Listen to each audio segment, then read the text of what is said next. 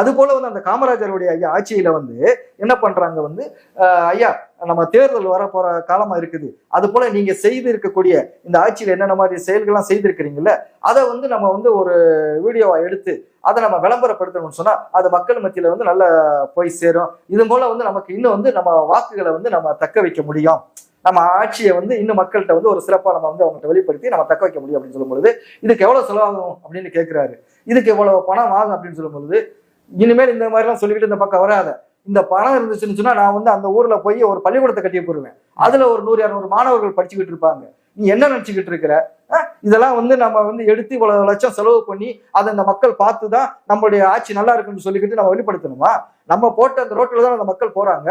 நம்ம வச்சிருக்கிற அந்த தெரு லைட்ல தான் அந்த மக்கள் நடந்து போறாங்க, அதை பார்த்து நம்ம மக்கள் வந்து நமக்கு ஓட்டு போட்டா போதும், நம்ம மேல வந்து அவங்க ஒரு நல்ல ஒரு விருப்பம் இருக்குது உங்களுக்கு ஓட்டு போடலாம் அப்படின்னு அந்த விருப்பத்துல ஓட்டு போட்டா போதும் அப்படின்னு ஓடு அப்படின்னு சொல்லிக்கிட்டு இந்த புகழுக்கு இந்த விளம்பரத்துக்கு எல்லாம் வந்து மயங்காத ஒரு மனிதர் தான் ஐயா காமராஜர் அவர்.